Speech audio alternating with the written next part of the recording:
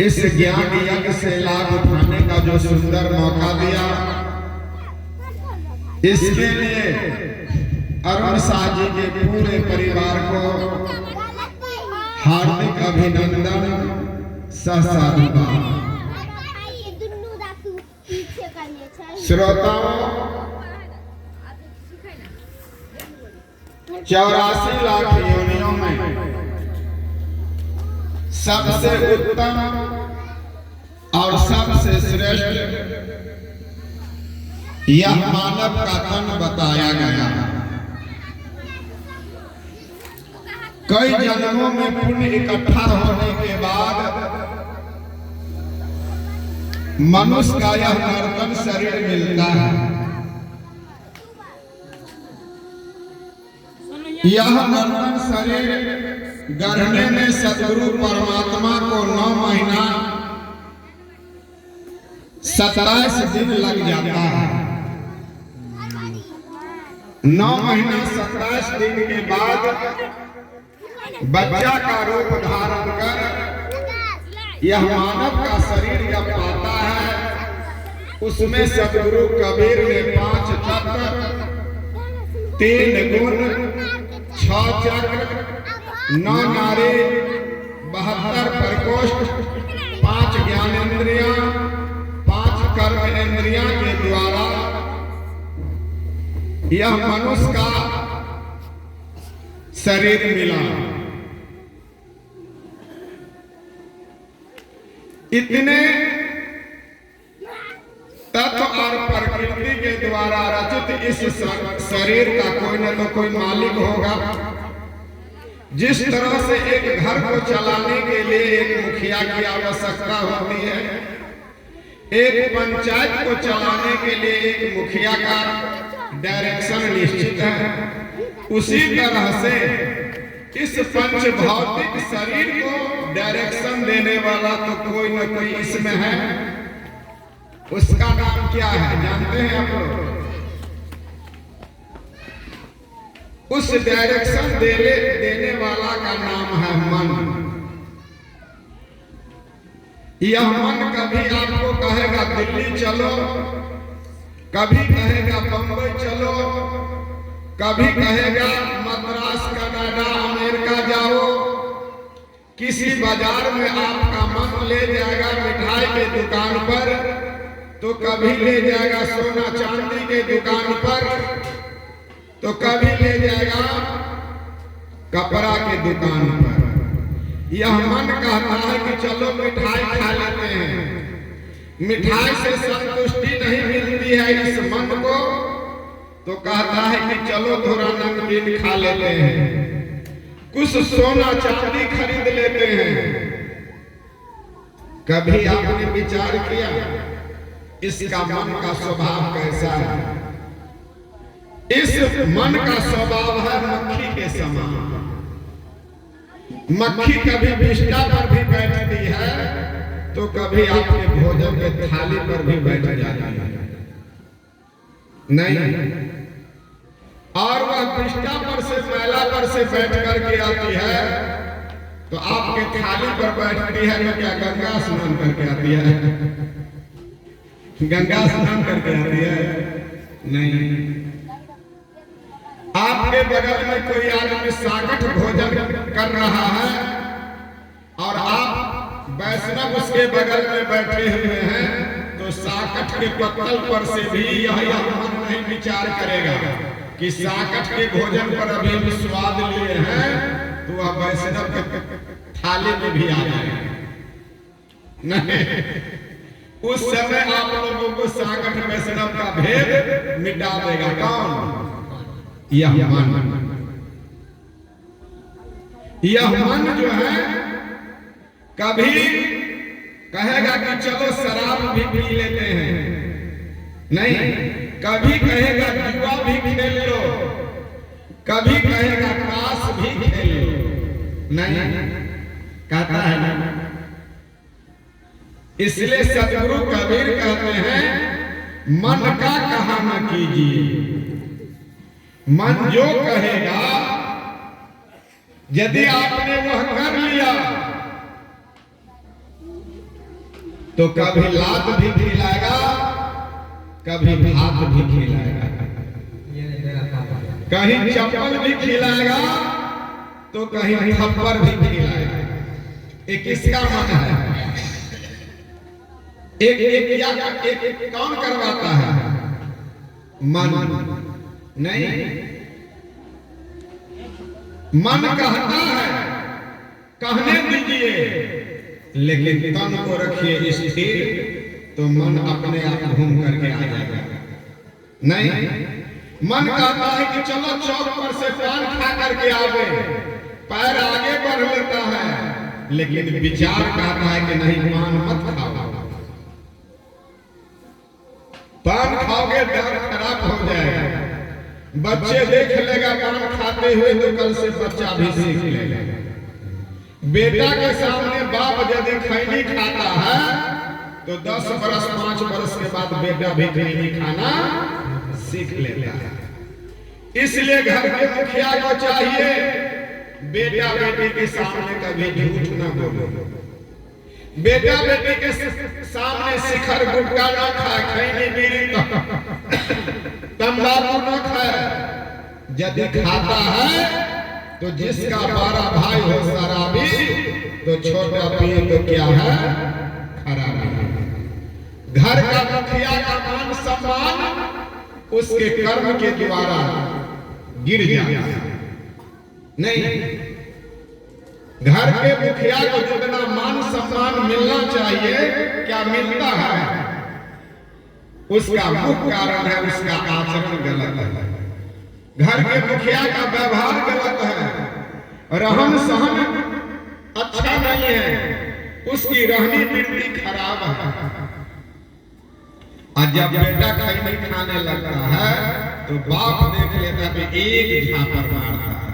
विचार कीजिए, खुद खाया तो नहीं झापड़ खाया, अब बाप बेटा कहता है कि अभी से तू खैनी खाता है। अब बेटा यदि कह दे कि आप खुद खाते हैं तो 2 झापड़ और लगा। गलती किया मुखिया तो उसका कोई दंड नहीं, लेकिन मुखिया का बेटा किया तो उसको दंड मिल रहा है। बेटा को किसी ने खैनी खाना सिखाया? बाप नहीं।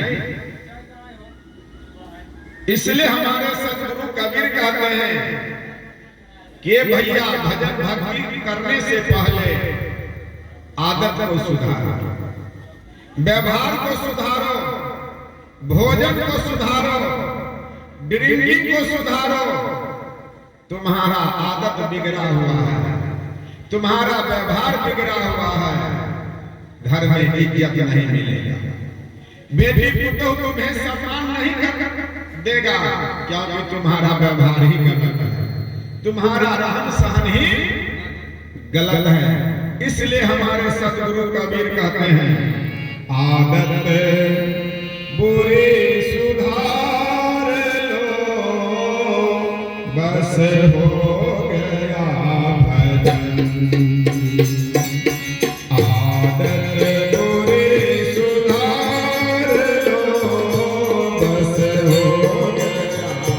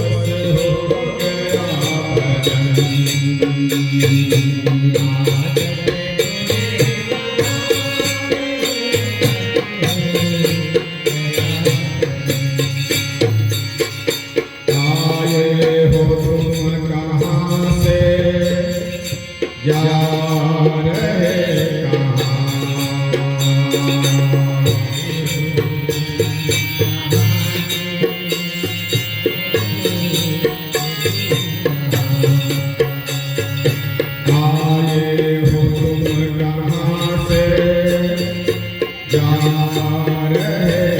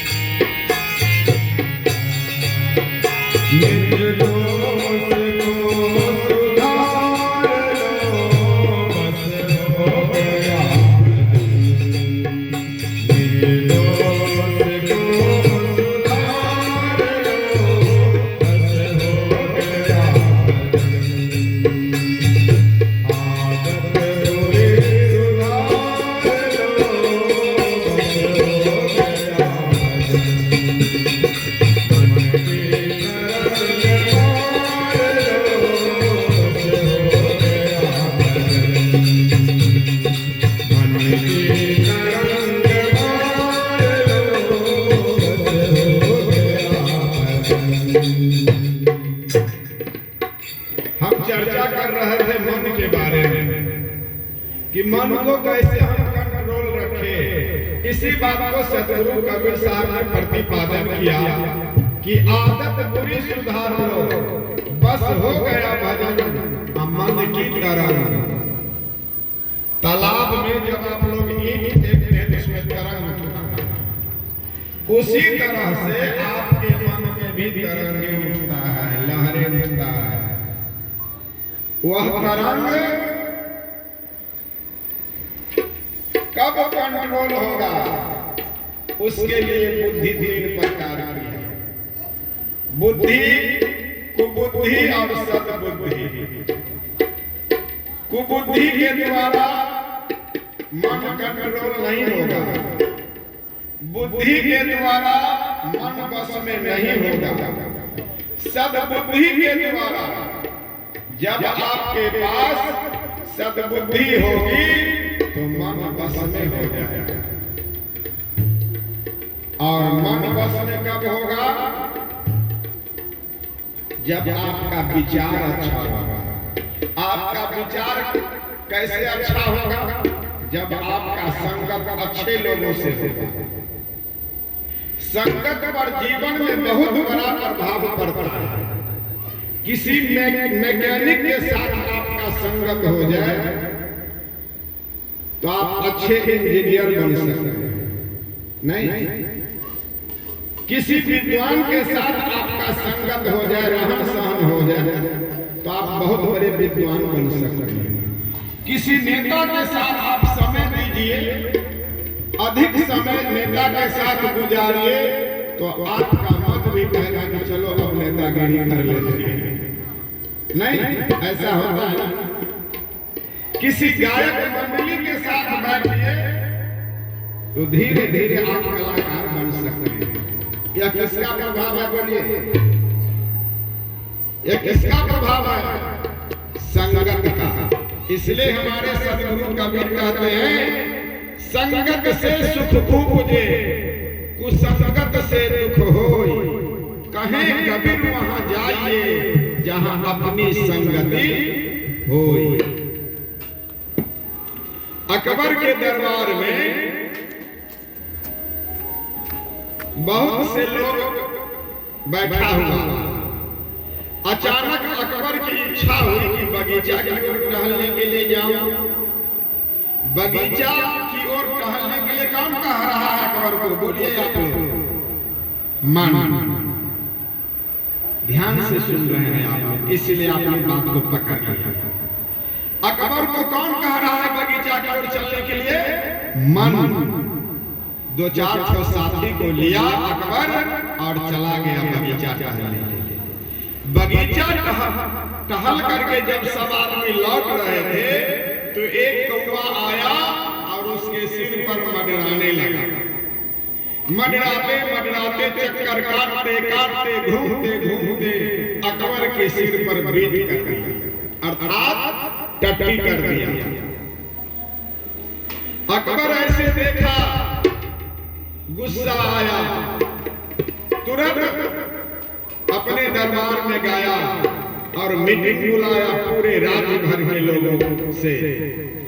सबों से पूछा कि मेरे देश में कितना कौवा होगा, बताइए, मैं सबको मार दूंगा। मारने के लिए कौन कह रहा है? मन। देखिए मन का क्या काम है। तुरंत मन कहा बगीचा चलो, और तुरंत मन कहता है कि दरबार में चलो, मीटिंग बुलाओ, और तुरंत कहता है कितना कौवा। किसी का जवाब सही नहीं निकला, कोई जवाब नहीं दिया। आप लोगों से मैं पूछूं कि मकसूदपुर में कितना कौवा है, तो किसी के पास उत्तर है? किस कोई आप उत्तर दे सकते हैं? कौन गिन सकते हैं? जरूरत क्या कौवा गिन के? तो कोई उत्तर नहीं दिया, तो कहा गया बीरबल को बुलाया जाए। अकबर था मुसलमान और बीरबल था हिंदू। सटीक उत्तर दिया करता था। कहा कि बीरबल तू बता सकता है कितना कौवा है? कहा नहीं, मैं बताऊंगा, 1 महीना का समय लूंगा, एक एक कौवा गिन करके मैं बताऊंगा। कहा कि एक मास यदि तूने एक कौवा को गिन करके 1 महीना में बता दिया तो मुंह मांगा इनाम दूंगा। एक कौन कहता है मुंह मांगा इनाम दूंगा? मन। इसलिए सदगुरु कबीर कहते हैं कि कोई पूजा पाठ मत करो, लेकिन मन की तरंग को मारो, भगवान का भक्त बन जाओ। आदत बुरी सुधार लो, भगवान का भक्त बन जाओगे। पत्नी से प्रेम बढ़ता है, अप्रेम करता है कौन? मन। पत्नी यदि आज अच्छी से भोजन नहीं बनाई, समय से भोजन नहीं बनाया, तो मन क्या कहता है? क्या कहता है मन? इसको घर से नहीं। और जब डांटते हैं, गाली देते हैं पत्नी को, पत्नी जब अपने नैहर की ओर जाती है तो पीछे से डंडा लेकर के कहते हैं कि चलो घूमो यहाँ से। घुमाने कौन जाता है? मन। नहीं, यहाँ ये सारा काम कौन करवाता है? मन। अभी आप लोग अपने अपने घर पर, अभी 10 गांव के लोग आए हुए हैं सत्संग में, लेकिन अरुण जी ने एक टूक भेज दिया, आपने टूक ले लिया तो मन कहा कि नहीं, आज चलना है। मन डायरेक्शन दिया, आपके पैर को तुरंत पैर चलना शुरू कर दिया। अपने अपने घर में खा करके सब लोग सोए रहते कि नहीं? ईमानदारी से बोलिए, यहाँ कौन बैठाया है? मन। यहाँ बैठाने वाला मालिक कौन है? मन। और मन तब तक बैठेगा यहाँ जब तक वो न बन जाए क्या भोजन नहीं, तब तक आपका यह मन कहेगा कि घबराओ नहीं, चाहे 11 बजे चाहे 12 बजे, मन कहेगा बैठ। आपका ताकत नहीं है कि यहाँ से हिल सकते हैं, क्योंकि भूख लगी है, बैटरी चार्ज होगा तब अपने मन कहेगा चल चल जल्दी से चल उठ। लेकिन जब तक मन को भोजन नहीं मिला, मन को भी भोजन चाहिए, मन को जब तक भोजन नहीं मिलेगा पूरी इच्छा यहाँ तक, तब तक मन उठने देगा किसी को, चाहे 12 बजे चाहे पछिया हवा बहे चाहे पूर्वा हवा। यहाँ बैठाने वाला मालिक कौन है? मन।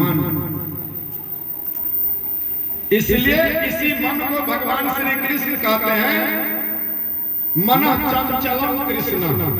कृष्ण भगवान कहते हैं मन क्या है? चंचल। अभी गेहूं का बुआई चल रहा है तो मन कहेगा कि वो खेती पछड़ा हो जाएगा, पछिया हवा बहेगी, मनी नहीं देगा, जल्दी जल्दी बो। ये किसका काम है? मन का। 22 दिन उड़ जाएगा तो मन कहेगा पौधा गड़बड़ा जाएगा, जल्दी से यह सिंचाई करो। यह किसका काम है? मन का। मन कहता है कि बेटी अब 20 साल की हो गई, इसकी शादी होनी चाहिए, कौन करवाता है? मन। मन कहता है कि बेटी को अच्छे घर में शादी करो, ये कौन करवाता है? 10 लाख रुपया कौन खर्च करवाता है? बोलिए मन। ये सारा चमत्कार किसका है? मन का। इसलिए मन क्या है? एरावत हाथी। मन क्या है? एरावत हाथी। और एरावत हाथी जब जंगल में सनक जाता है तो रास्ते में जिस व्यक्ति को मिलता है गर्दन पकड़ के झांक देता है, झांक देता है ना। मन है एरावत हाथी। इसलिए हे प्रिय श्रोताओं, कुर्सी ले लो, कुर्सी लेकर के बैठ। इसलिए मन है एरावत हाथी। मन कहता है बेटी को तो हमने अच्छे घर में शादी किए, अच्छा दहेज दिए, लेकिन बेटी को कभी आपने नहीं सिखाया कि बेटी घर में सास ससुर ननद भौजाई सब कांटा बन जाए तो तुम गुलाब का फूल बन जाओ। नहीं, कभी ये शिक्षा दे। जब घर में सब लोग कांटा जैसा चुभने लगे तो गुलाब का फूल तुम बन जाओगे, सब नरम बन जाएंगे। नहीं, घर में सास ससुर ननद भौजाई देवर सब कीचड़ बन जाए, कीचड़ की तरह तुम्हारे देह पर कीचड़ उछाले, तो कभी आप ये शिक्षा नहीं दिए कि बेटी तुम उसी कीचड़ से कमल बन जाओ। तब ना आपकी बेटी ससुराल में रहेगी और आपकी बेटी आपकी पगड़ी को बरकरार रखेगी। बहुत से लोग कहते हैं कि बेटी ससुराल में तकलीफ देगा, ससुराल में यदि तकलीफ मिले तो तुम हमारे घर आ जाना। ये शिक्षा माता पिता का गलत शिक्षा है। ऐसी शिक्षा दीजिए बेटी को, ऐसा संस्कार दीजिए कि स्वप्न में भी बिना बुलाए नहीं हर अपने मन से ना नहीं, तब संस्कार मिला। आप लोग बेटी को बीए में करा देते हैं, संस्कार देते ही नहीं। इसलिए बेटी ससुराल में भी डंडे की मार खाती है और सास ससुर पर चढ़ी हुई रहती है, स्वामी पर भी चढ़ी हुई रहती है। इसलिए संस्कार कहाँ मिलता है? स्कूल कॉलेज में